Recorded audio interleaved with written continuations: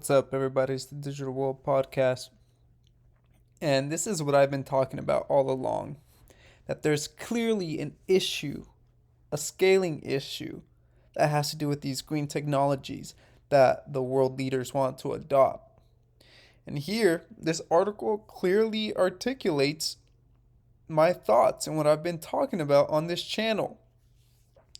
First, it says a mass deployment of these technologies will encounter fundamental physical limits that call into question their ability to function as replacements of their equivalents in the current energy system. You see, this assumption here, he says, is inaccurate based on a view that is at odds with nature. So here comes an ice storm, right? What happened in Texas? I don't know if you guys remember that a couple months back. And actually quite a couple months back. So quite a while ago, time passes by quickly. And we saw that they literally, everything was cut off.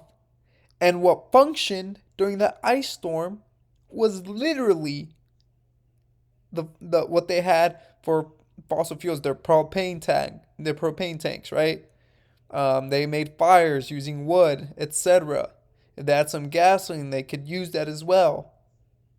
Folks, if you had these green technologies, you would be, unless you saved it in your batteries, right? If you had stored batteries where you um, had been saving energy from beforehand.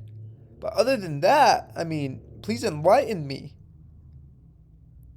How can you? And this is just for. I'm just putting that into perspective for this storm that happened in Texas, right? But what happens when you want to give energy to every single house in the country?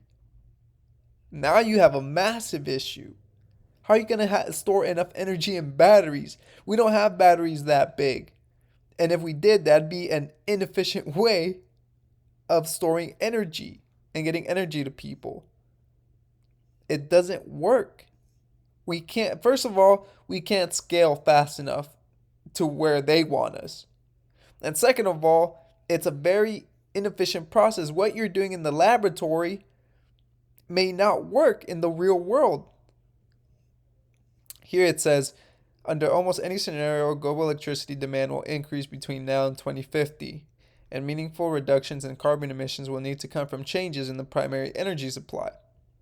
And also it says that the technological vision implied by national pledges for a carbon neutral 2050 assumes that future societies will harvest nearly all the energy society uses directly from renewable natural resources, right? Store large amounts of electricity over long periods and collect carbon dioxide molecules from mixed gases and dispose of them. A further implied assumption is that governments and citizens will be willing to pay the cost environmental externalities independent of their costs, including the cost of avoiding a predicted climate disaster. Exactly. And so when you look at this, it doesn't make sense. They're literally trying to take you into what Biden is calling a dark winter. So it's a manufactured crisis that they're trying to guide you into. Or and that a dark winter could be also uh um how do you say it? Like a hypothetical or a code word for something else, for lack of a better words to describe it at the moment. But at the same time, when I look at something like this and where our leaders or people in charge are trying to take us, they're actually literally trying to take you into a dark winter. And that's the problem with trying to scale at a rapid pace and trying to provide all the energy that each household needs in every country. It's not feasible, folks. It's not. And if you think that's the only issue we're dealing with, it's not. It really isn't. Because this concept of these medicine passports are literally to create checkpoints. Hey, let me remind you, Germany, right? 30s and 40s. Do you guys remember that? Or I know you guys as my subscribers for sure know because I've been talking about Germany a lot on this channel. I've mentioned it from time to time. And you guys know that these checkpoints in Germany were pretty vicious. You couldn't travel anywhere. It was literally very strict. And you were hunted down. People, neighbors, friends, family members snitching on each other. It was a horrible, horrible time period. And here it says that, let me read this. It says, right now, as you are reading this, under the guise of enhancing your safety, the U.S. government is in discussions with multinational corporations and employers of citizens to create a more efficient process for you to register your medicine compliance. Here you have a QR code scanning, with your phone. So the QR code is on your phone, I assume. You're scanning it. So you see that. Beta tests are being conducted in various nations, each with different perspectives and constitutional limitations based on pesky, archaic rules and laws that govern freedom. For the Western, or for the lack of a better word, democratic outlook, Australia is leading the way with their technological system, with checkpoints and registered state/national status tied to your medicine status, tied to your registration identification. So they're taking it a step further.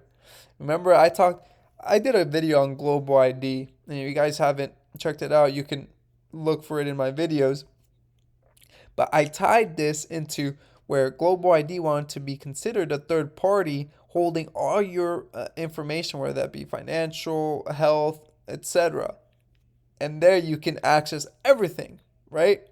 Well, folks, that's where you're going to have your I don't know if they will, but it'll be some sort of system where you have all your information at your disposal on your phone, that's linked through a QR code, and you can just scan it, right? Especially when it comes to these medicine passports.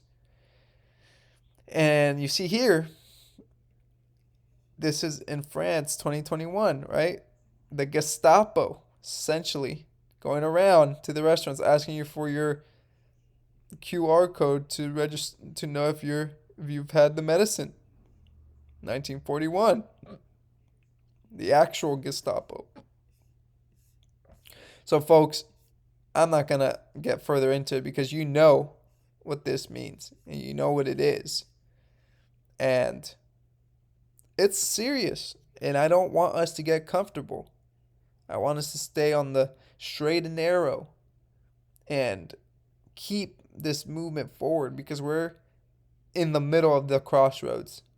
And the normal world we used to know, or quote unquote normal world we used to live in pre-pandemic, it's gone.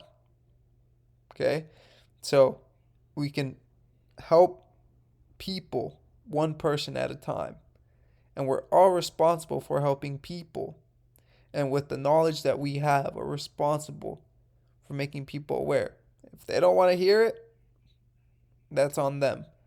But on this channel, I've told myself, if I can just change one person or help one person think critically and independently of all the other sources, then I'd be happy.